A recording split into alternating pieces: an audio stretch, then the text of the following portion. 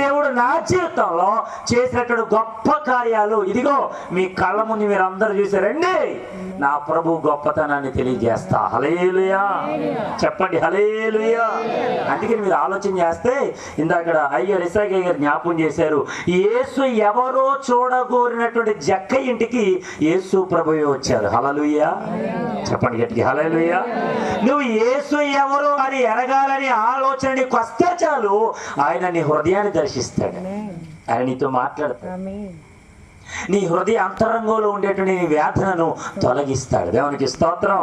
ప్రభువా నాకెవరు లేరు నాతో మాట్లాడయ్యా, నన్ను ఎవరు పట్టించుకోవట్లేదు, నాతో ఉండు ప్రభువా, నాతో ఎవరు సహవాసం చేయట్లేదు, స్నేహం చేయట్లేదు, నాతో ఎవరు ఉండట్లేదు ప్రభువా, ప్లీజ్ కమ్ అని అడిగితే ఆయన నీ దగ్గరికి వస్తాడు. గట్టిగా హల్లెలూయా, హల్లెలూయా. అందుకని ఇప్పుడు ప్రేమరాజు గారు చెప్పేటువంటి సాక్ష్యంలో నాకు అర్థమవుతుంది, నేను ఇంతవరకు చెప్పినటువంటి ఈ సాక్ష్యం ప్రకారంగా నేను ఇంతవరకు జరిగినటువంటి కార్యాలు ఈ ప్రజలందరూ చూశారు, సభలు ఘనంగా జరిగాయి. ఇప్పుడు ఈ ప్రేమరాజు గారికి పని అయిపోయిందిరా, ఇంకా సభలు ఏమి ఏర్పాటు చేయట్లేదు, ఏమి చేయట్లేదు అని అనుకున్న వారి ఎదుట దేవుడి సంవత్సరం ఘనంగా సభలు జరిగించారు. గట్టిగా హల్లెలూయా చెప్పండి, హల్లెలూయా. అందుకని దేవుడు చెప్పగా చెప్పిన మాట ఏంటంటే, నిన్ను ఎవరైతే హేళన చేశారో, ఎవరైతే ఎగతాళిగా మాట్లాడారో, ఎవరైతే చిన్న చూపు చూచారో వారి ఎదుట నిన్ను హెచ్చిస్తాను. గట్టిగా హల్లెలూయా చెప్పండి, హల్లెలూయా. అందుకని యేసు ప్రభు శిష్యుల్లో ఉండే ఒక శిష్యుడు అంటాడు, ఆయన హెచ్చింపబడును గాక నేను తగ్గించబడాలి. ఆమె ఇంగ్లీష్లో చక్కని మాట ఉంటుంది, he must increase and I must decrease. Hallelujah. అందుకని ఇందాక అయ్యగారు అన్నారు, ఇది నా సొంత ఇల్లు అండి, అయిన ఇది నేను దేవునికి ఇచ్చేసానండి. ఆమె ఆ మాట అన్నప్పుడు ఒక మాట గుర్తొచ్చింది. దావీదు గారు కూడా ఒక మాట అంటారు, నేను ఇంతగా నిర్మితమైనటువంటి కట్టడాల్లోనే ఉన్నాను కదా, కానీ నా దేవుని మందసము ఆ అరణ్యములో అక్కడక్కడ ఉండడానికి ఆయనకు ఒక మందిరం కట్టాలి నేను ఆయన ఆలోచన కలిగి ఉన్నాడు దావీదు. దేవునికి స్తోత్రం. ఆ మాట విన్న దేవుడు ఏమన్నాడు తెలుసా, బాబు దావీదు నిన్నేమైనా మందిరం అడిగా, నేనేమైనా కోరేనా, అసలు ఏం ఆలోచిస్తున్నా, నాకు మందిరం కట్టండి, ఆలోచన ఎంత గొప్పదిరా. దేవునికి స్తోత్రం. గట్టిగా హల్లెలూయా. అలాగైతే నేను అంటాను, దావీదు కంటే గొప్పవారేమో ప్రేమరాజు గారు. దేవునికి స్తోత్రం. ఉన్న ఇల్లునే దేవుని పేరు రాయించేశారు. ఆమె మనం ఏమంటే, అయ్యారు మా ఇల్లు అండి, మేమే కొనుక్కున్నామండి, ఒక 10,000 ఇట్టి, ఒక 20,000 ఇట్టండి, 1/2 సెంట్ స్థలం కొనుక్కున్నామండి, ఇది దేవుడికి ఇచ్చామంటే అలాగే ఇచ్చేస్తాం పాస్టర్ గారు, మేమేమండి. మనం మాట్లాడిన ఎలా ఉంటాయి. దేవునికి స్తోత్రం. గట్టిగా హల్లెలూయా. వాళ్ళకి కుమార్ గారు పెళ్లి జరిగించేటప్పుడు నాకు అధ్యక్షత ఇచ్చారు. అప్పటికి సువార్తరాజు గారు రాలా. ఆయన రాకపోయేసరికి మన మధ్యలో ఉన్న ప్రవీణ్ గారు అధ్యక్షత నడిపిస్తారు. అప్పుడు పాటలు పాడేది నేనే. ఇక్కడ అర్థమంది గుర్తుంది నాకు. దేవునికి స్తోత్రం. గట్టిగా హల్లెలూయా. కానీ ఏదేమైనా ప్రేమరాజు గారి యొక్క కుమారుడి వివాహం దేవుడు ఘనంగా జరిగించారు. హల్లెలూయా చెప్పండి, హల్లెలూయా. అసలు అలా జరుగుతుందా లేదా అనుకున్నట్టుగా జరిగింది. ఆమె ఎందుకు ఈ మాట చెప్తానండి, దేవుడి కార్యాలండి. ఆమె మొదటి కొరింథీ పత్రిక 2:9 రాబడిన మాట ఏంటంటే, యెహోవా తన్ను ప్రేమించే వారి కొరకు, దేవుడు తన్ను ప్రేమించే వారి కొరకు ఏవి సిద్ధపరిచెనో అవి కంటికి కనబడలేదు, చెవికి వినబడలేదు, మనుషులు దానికి అగోచరం. దేవునికి స్తోత్రం. గట్టిగా హల్లెలూయా. ఎప్పుడైతే ఈ పని అయిపోయిందిరా, ఇంకా ప్రేమరాజు గారు చేయలేరురా, ఆ సభలు జరిగించలేరురా, ఇంకా అంతే అయిపోయింది అనుకున్న సమయానికి దేవుడు హెచ్చించాడు. హల్లెలూయా. ఎందుకు ఈ మాట చెప్తానంటే, దేవుని దగ్గర ఎవరైతే ప్రార్థన చేసి నిర్ణయం ప్రకారంగా ఆయన అనుకున్నట్టుగా బ్రతుకుతారో ఆయన కార్యాలు అందరూ చూచేటట్టుగా ప్రభు చేస్తాడు. హల్లెలూయా. గట్టిగా హల్లెలూయా. ఒక మాట చెప్పంటారు, మన చిన్నవాళ్ళమే కానీ మనలో ఉన్న దేవుడు గొప్ప దేవుడు. మొదటి యోహాను పత్రిక 4:4 చిన్నపిల్లలారా మీరు దేవుని సంబంధులు, మీలో ఉన్నవాడు లోకములో ఉన్నవారి కంటే గొప్పవాడు. And he is a great man. Hallelujah. గట్టిగా హల్లెలూయా. అటువంటి గొప్ప దేవుడు చేసిన కార్యాలు ఇదిగో ఈ కృతజ్ఞతకుడికి ఏర్పాటు చేసి ప్రేమరాజు గారు సాక్ష్యం చెప్పారు. దేవునికి స్తోత్రం. గట్టిగా హల్లెలూయా. అలాగైతే ఒక మాట జ్ఞాపకం చేస్తాను, చదవండి. కీర్తన గ్రంథం 55వ సంకీర్తన 22వ భాగం. The book of psalms chapter number 55 verse 22. నీ భారము యెహోవా మీద మోపము, ఆయనే నిన్ను ఆదుకొనును, నీతిమంతులను ఆయన ఎన్నడూ చెప్పడేమో నీతిమంతులను ఆయన అన్నాడు కదలని. దేవునికి స్తోత్రం. దగ్గర అయ్యారు ప్రేమరాజు మాట చెప్పారు, ఆయనే మాకు ఆధారం అండి. ఆమె ఎవరండి ఆధారం? ఇప్పుడు మనకు సీరియల్ వస్తూ ఉంటుంది, ఆడదే మాట్లాడరేంటి ఆడదే. ఇప్పుడు చెప్పండి, దేవుడు ఆధారం. హల్లెలూయా, గట్టిగా హల్లెలూయా. అశాంతి నాలో నిలువునా అలుముకుంటున్నా, ఎవరున్నారు నీకని హృదయం ప్రశ్నిస్తున్నా. అశాంతి నాలో నిలువునా అలుముకుంటున్నా, ఎవరున్నారు నీకని హృదయం ప్రశ్నిస్తున్నా. భవిష్యత్తే నాలో భయమే రేపుతున్నా, బరువైన హృదయంతో నీకై బ్రతుకుతున్నా. భవిష్యత్తే నాలో భయమే రేపుతున్నా, బరువైన హృదయంతో నీకై బ్రతుకుతున్నా. ఆధారం నీవే ఆధారం, ఆనందం దేవా ప్రతిదినం.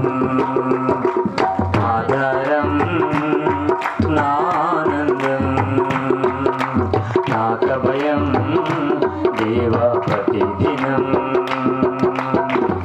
ఆధారం నీవే యేసయ్యా, ఆనందం నీవే యేసయ్యా.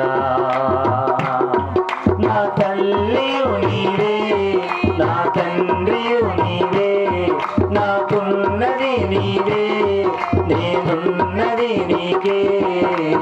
ఆధారం నానందం, నాక భయం దేవా ప్రతిదినం. హల్లెలూయా. ఒకసారిగా అశాంతి వచ్చేసిందేమో, భయం వచ్చేసిందేమో. ప్రభువా నేను పెట్టలేనా, నా వల్ల అవదా ఇది? నీ కోసం తీసుకున్నటువంటి తీర్మాన ప్రకారంగా నేను ముందుకు కొనసాగడానికి నేను నా కుటుంబం నీళ్ళు ఎదుగుతున్నాను ప్రభువా, నన్ను ఎందుకు సిగ్గుపరుస్తాను?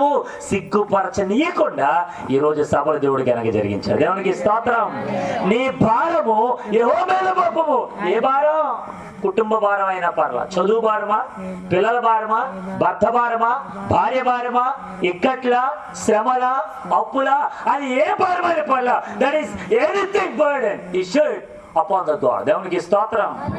ఆయన మీద మోపమన్నాడు. అందుకేనంటే కదా మొదటి పేతురు పత్రిక 5వ అధ్యాయంలో నీ చింత యావత్తు ఆయన మీద మోపు. ఆమె గట్టి హల్లెలూయా. నేను ముగిస్తున్న ప్రియ దేవుని బిడ్డలారా, ఇదిగో ప్రేమరాజు గారు ఆయన భారమును, ఆ సభల భారమును ప్రభు మీద మోపారు. ఆమె ఇంతప్పుడు మాట చెప్పారు. సిగ్గమణి గారు ఎంతమంది తెలిసారు ఇక్కడ? సిగ్గమణి గారు స్టీఫెన్సన్ గారు ఉన్నారు కదండి, పాట పాడతారు కదా, వాళ్ళ నాన్నగారు. గట్టి హల్లెలూయా, గట్టి హల్లెలూయా. అసలు ఏడి సిగ్గమణి గారిని తీసుకొచ్చారంటే నాకు ఇంకా ఆశ్చర్యం. హల్లెలూయా. ఇదిగో రేడియోలు ఉండే, రేడియోలో ఆయన వాక్యం వచ్చేది, ఎంతమంది ఉన్నారో తెలియదు. ఆర్ఆర్కే మూర్తి గారు, ఆయన మంచి సేవకులు, ఆయన వాక్యం కూడా రేడియోలో వచ్చేది. దేవునికి స్తోత్రం. అటువంటి ఏడి సిగ్గమణి గారు వచ్చి చూసి, అయ్యా వెళ్ళి చూస్తారేమో ఎలా ఉంది, కానీ సభలేంటి అంతగానే జరుగుతుంది. దేవునికి స్తోత్రం. గట్టి హల్లెలూయా. ఈ ఇంట్లో ఉండమండి మనం, ఆమె ఆయనతో ఉంటాం. చెప్పండి గట్టిగా హల్లెలూయా. ఈ ఇంటిలో కొంతకాలమే, ఎంతకాలం ఉంటామో మనకే తెలియదు. There is no guarantee for our life. మన జీవితానికి గ్యారంటీ లేదు. ఆమె గుండె సూదికి గ్యారెంటీ ఉంది, నీ గుండె గ్యారెంటీ ఉందా? హల్లెలూయా. మా నాన్నగారు గుండె గ్యారెంటీ లేదు. మా నాన్నగారు ప్రభునందు 2023 సంవత్సరం జనవరి నెల 28వ తారీఖున హార్ట్ అటాక్తో గుంటూరులో చనిపోయారు. ప్రభునందు నిద్రించారు. అందరూ అనుకున్నారు వచ్చేస్తారు పాస్ట్ గా. అంతకుముందే మా నాన్నగారికి మొదటిసారి హార్ట్ అటాక్ వచ్చింది. మా అమ్మగారు ఆ చేతులు పట్టుకుంటే అమ్మగారి చేతుల నుంచి కింద పడిపోయి అలాగే పడిపోయి చచ్చిపోయారేమో అనుకున్నారు. అమ్మగారు ఆల్మోస్ట్ ప్రాణం పోయినట్టే. మేము ఒక రూమ్లో ఉన్నాం. రే నాన్నగారు అయిపోయారు, ఏంటని అమ్మ ఏడుస్తుంటే, అమ్మ బాధపడద్దు అని మంచం మీద పొడుకోబెట్టి నేను తమ్ముడు కలిసి నాన్నగారు చేపట్టుకుని ప్రార్థన చేస్తున్నాం. ప్రభువా నీ సేవకులు విడిచిపెట్టద్దయ్యా, నీ సేవ చేస్తున్నట్టు నీ సేవకుడు ప్రాణం పోకూడదు ప్రభువా. కొంతకాలం బ్రతికించిన ఆయన, మాకు దిక్కు మొక్క ఎవరు లేరు నాయన, మాకు ఆధారం ఎవరు లేరు ప్రభువా, నువ్వు ఒక్కడే కదా మాకు ఆధారం. మా కన్నీరు తుడిచి మాకెంతగానో ఆశ్రయం కల్పించగలిగిన వాడు నువ్వే కదా ప్రభువా. మా నాన్నగారిని లేవనెత్తాం అని కన్నీరు గార్చి ఇంచుమించు ఒక హాఫ్ అన్ అవర్ అలా ప్రార్థన చేస్తూ ఉన్నాను. మరి దేవుడు మా ప్రార్థన అంగీకరించి నాన్నగారికి స్వస్థత ఇచ్చారు. దేవునికి స్తోత్రం. గట్టిగా హల్లెలూయా. 2020 సంవత్సరం ఆగస్టు నెలలో జరిగినటువంటి ఆ సందర్భాన్ని బట్టి ప్రార్థన చేయగా దేవుడు బ్రతికించాడు. 2023 సంవత్సరం జనవరి 28వ తారీఖు వరకు ప్రభు బ్రతికించాడు. ఆమె గట్టి హల్లెలూయా. తర్వాత హాస్పిటల్లో ఉండి కూడా ఆ రీతిగా ప్రాణం పోతున్న సందర్భాల్లో లేదా గుండె బాగా కొట్టుకుంటున్నప్పుడు ఆ గుండె బాగా ఒకే ఆ మనిషిల పైకి ఇలాగా ఎగురుతున్నప్పుడు వెంటనే నాన్నగారి దగ్గరికి చేపట్టేసుకుని ప్రార్థన చేస్తున్న ప్రభు మా నాన్నగారికి మరల ఈ రీతి జరుగుతుంది, నీ సన్నిధిలో అడుగుతున్నావు నాయన మా నాన్నగారిని బ్రతికించవా. ఏమో దేవుని పిలుపు ఎప్పుడు వస్తో తెలియదు, మా నాన్నగారు ప్రభు చెందుతున్నారు. దేవునికి స్తోత్రం.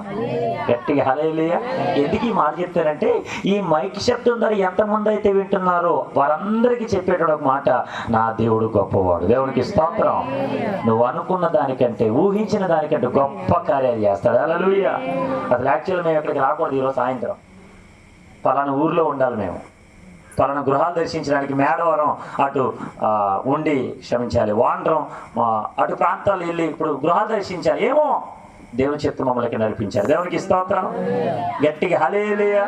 ఈవెన్ మా అమ్మగారు కూడా ఒంట్లో బాగాలేదు, ఆయన కానీ ప్రభు క్షేమకరంగా ఇక్కడ తీసుకొచ్చి ప్రభు మాటలు వినిపించడానికి ఇదిగో చక్కటి సేవకులు మనందరికీ చక్కటి మాటలు వినిపించారు. దేవునికి స్తోత్రం. కాబట్టి ప్రియ దేవుని పిల్లలారా మీరందరూ దేవుళ్ళు ఇంకా చక్కగా ఎదగాలి. ఆమె సంఘ సేవకుడికి సపోర్ట్గా ఉండాలి. ఆమె ఏదేమైనా పాస్టర్ గారికి చేద్దామండి, పాస్టర్ గారికి చేద్దాం, ఇది చేస్తే ఎలా ఉంటుంది పాస్టర్ గారు, దేవుడు మాకు ప్రేరేపించారని చేద్దాం అని కలిసిగట్టుగా ముందుకు వెళ్ళాలి. ఆమె అది హల్లెలూయా. అయితే ఆత్మ ఫలం ఏమనగా ఫలం ఒకటే ఆమె, కానీ దానివల్ల వచ్చేటువంటి జవాబులు మాత్రం వేరుగా ఉంటాయి. దేవునికి స్తోత్రం. ప్రేమ సంఘంలో ఉండాలి, సహవాసం సంఘంలో ఉండాలి, సమాధాన సహవాసంలో ఉండాలి, ఈ సంఘంలో అన్నీ ఉండాలి. దేవునికి స్తోత్రం. అటువంటి సేవకుల్ని ప్రభు మీకు ఇచ్చారు. హల్లెలూయా. సేవకుడు కొరకు, సేవకుడు కుటుంబం కొరకు, ఆ సేవ పరిచయ కొరకు మీ అనుదిన ప్రార్థన జ్ఞాపకం చేసుకోండి. దేవుడు నాకు ఇచ్చిన సమయాన్ని బట్టి దేవుడు మహిమ కలుగును గాక. దేవుడి మాటలు మన వెనుకల్లో ఫలాభివృద్ధి జరిగించును గాక. ఆమేన్.